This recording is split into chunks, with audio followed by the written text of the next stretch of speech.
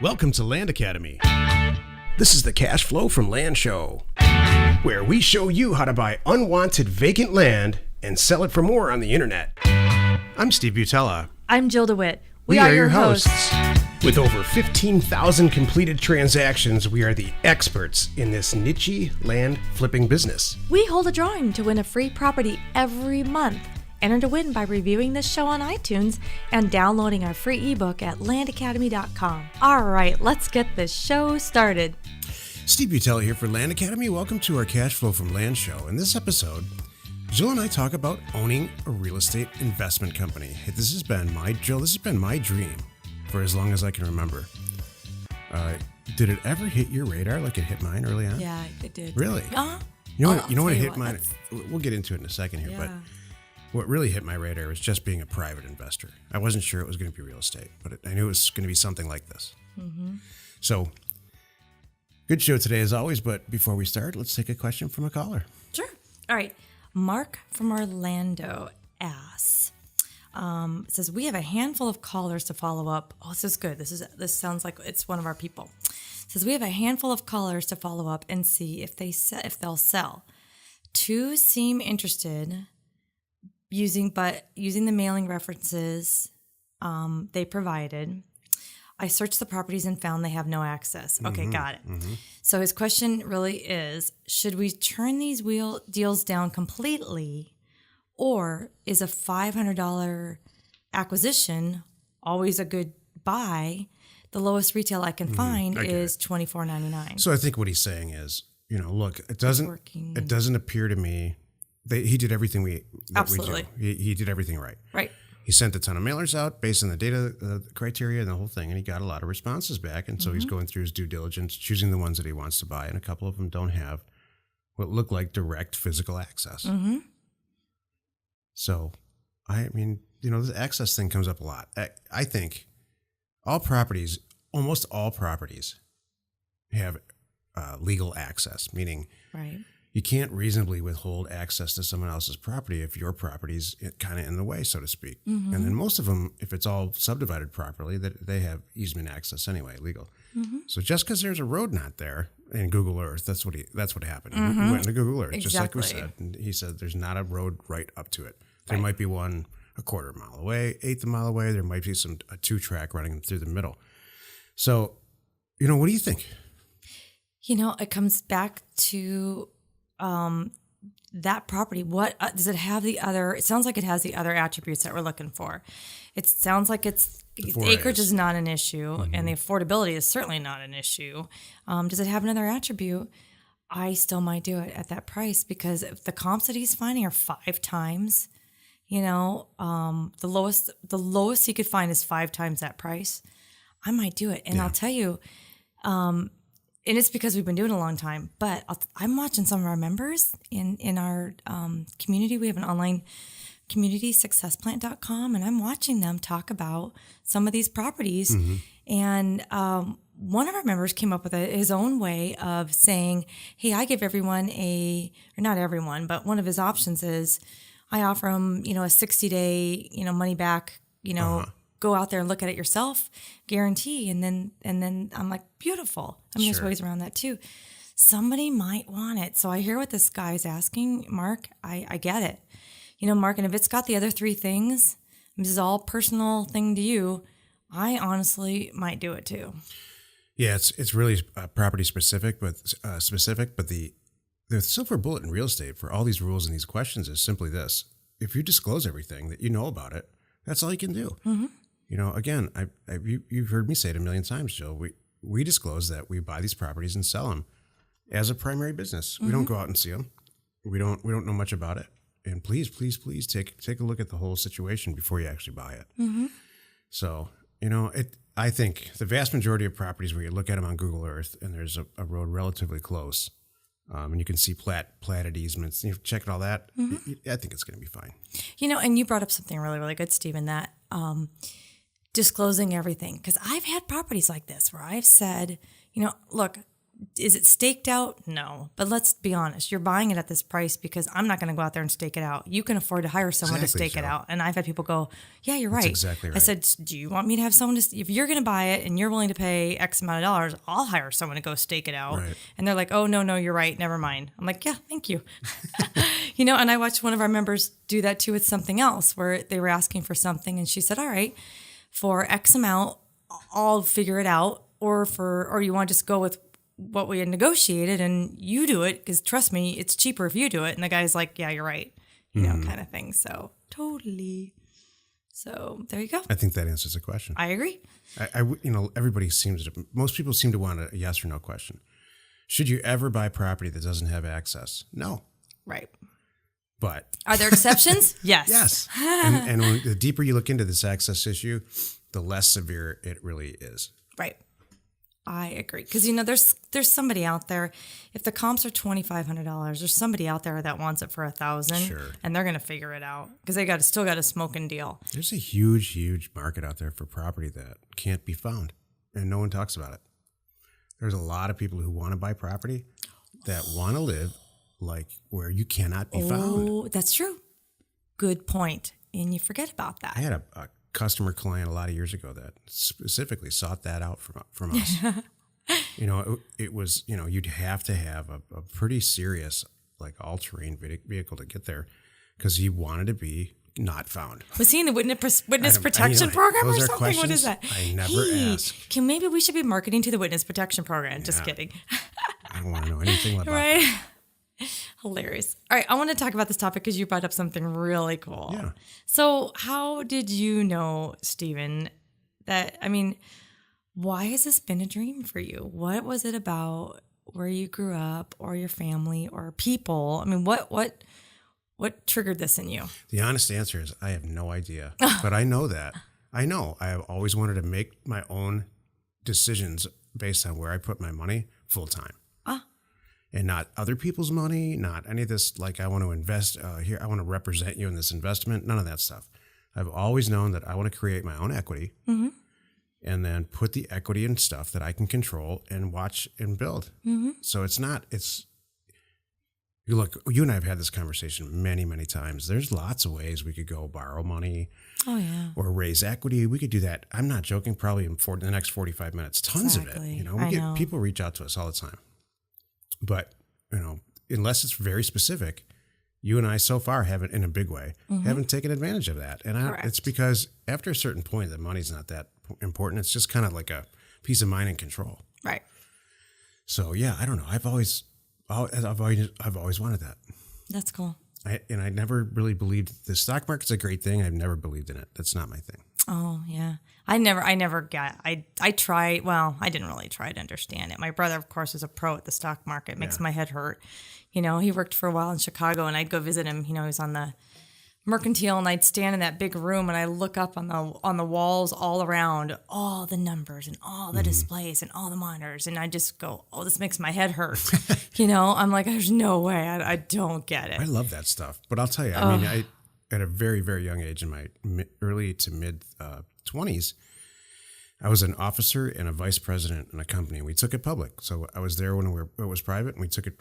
And then I realized that it's just, when you buy a share of stock, you are not reading analyst reports and stuff. This is just my opinion.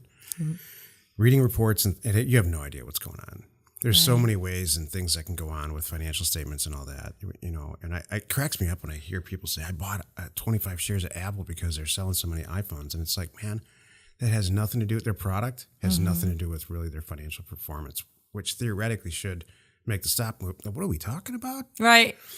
Exactly. So this is how I chalk it all up with the stock market. You just don't have the control that you might think that you have over the value of a stock. There's a lot of stuff that can happen. Right. I would rather control my own stuff, like own your own investment company. Correct. And you're going to double your money. You have a lot of control over what you're doing. Right. I agree. So what's interesting is I was taking it, when you said that, I hadn't thought about that before this call.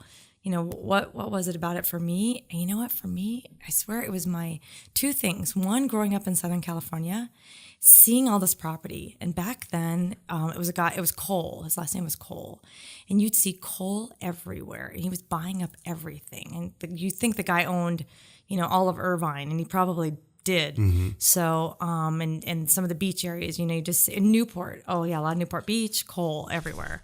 So I'm seeing this person buying up all this stuff, totally piqued my interest, number one. And then my dad, that was always one of his passions, was, and he later did, he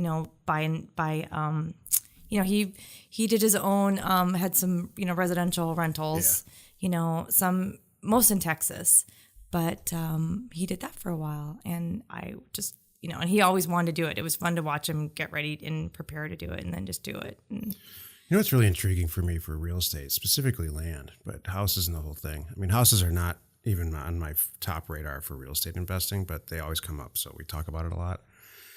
What I love about it is that you can literally start with nothing, because all you have to do is one deal and understand it, get educated and understand it. One deal. All right. So great. Now you're making $150 a month. Are you going to retire on that? No way. But now you're looking around for the next one. So when you look at an apartment building, I use this example in somewhere, I think it's in a free ebook. Imagine you could buy an apartment building 1 unit at a time. That's what this is. So instead of going and trying to source $3, $4, $5 million to buy the whole thing at once, this is buying 1 unit at a time and collecting with a fantastic return on investment, ROI. 1 unit, and just build from there. You might do 10 in 1 month, and then something comes up and you don't do any. Right, and you pay cash, by the way. Yeah, that's my thing too. This topic I wanted to talk about because I've had this asked of me. I've had people, not just in passing say, "Wow, I want to do what you're doing. How do you do this?" Kind of thing. And that's the same thing I tell them. I say, start small, pay cash, learn the business. And I really, really urge people who want to be in this business, have a mentor. It'll save you so much time and headaches and trouble. And you got to look around and find the right person, and it's sometimes hard to find the right person, which is why we have Land Academy, kind of thing. We were individually mentoring people, and it just got to be, we couldn't help us, couldn't do it. It's just got too busy. Right. So now we can help a lot of people this way, which is really great. So I love it. My other thing is to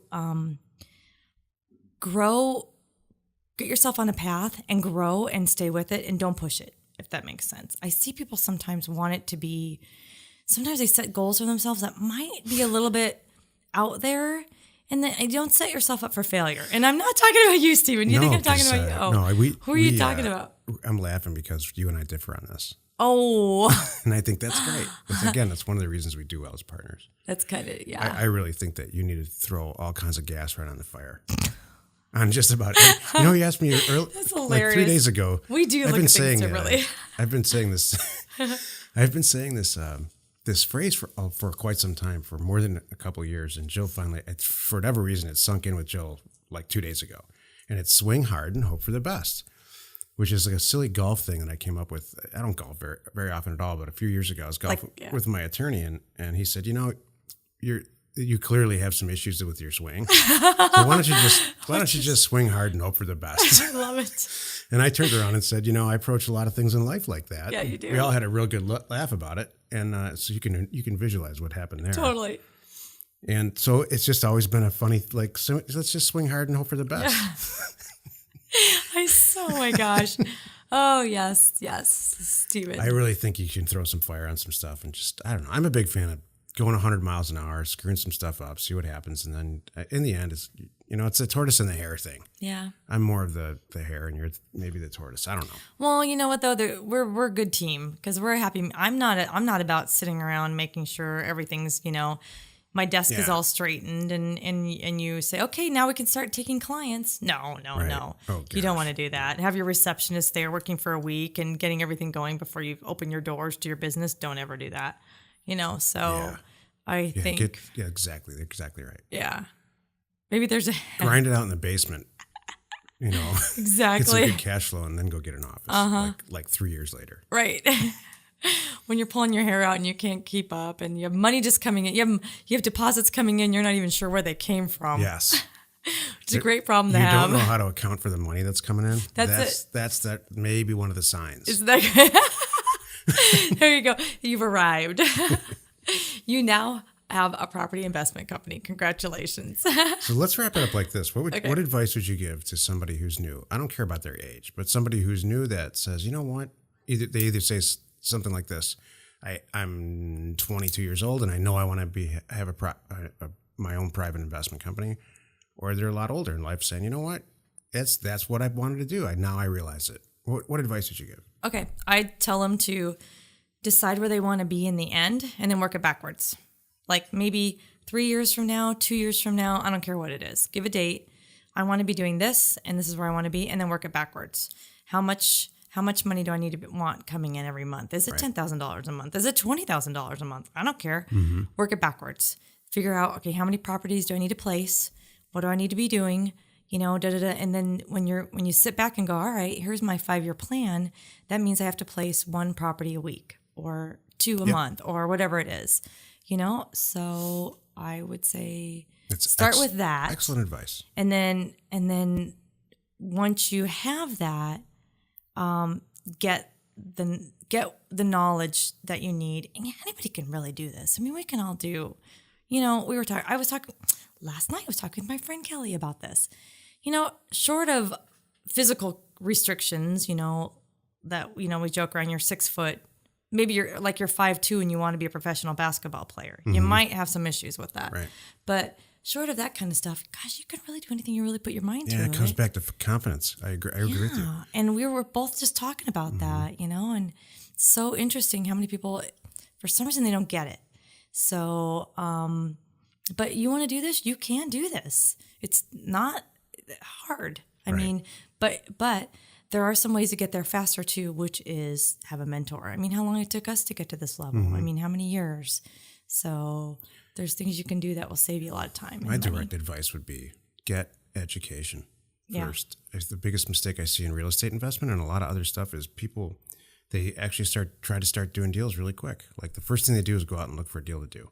Right. Instead of really just methodically going through all the free education you can get out there, and then finding something that you might have to pay a little bit for, and make a commitment. And then after, I would say, for the average person, it's probably shorter for me, maybe longer for some people, but about 6 months of pure education, where you're really studying. I mean, part time because you have a regular job and stuff. Just get educated first, and then pull the stops out. Mm-hmm. You know what else is? You need to expect that you're going to screw some things up. You're going to get some things wrong. You might accidentally, but you can recover. Where did that ever come from? I see this younger generation, really kicking themselves really hard for not doing everything perfectly. Like, so what? You learn from it, move on. Who cares? I just think with the way the internet is, you go out in YouTube and you watch somebody do something spectacularly fantastic, and you think, oh, I can do that. Yeah. Yeah. I don't know. That wasn't their first take. I see it. A lot of people get real frustrated in school that way. Yeah. Because they don't, maybe one or two classes or topics they're doing great in, but once, a C. I mean, that's what school is supposed to be for. Mm-hmm. It's supposed to say, hey, I'm great at this and it comes easy to me, or this is awful over here and I suck at it. Mm-hmm. And that's okay. I'm going to say something funny that you said the other night. I'm going to tie into that what you said the other night. Even Alex P. Keaton is not good at everything, everyone. I said that.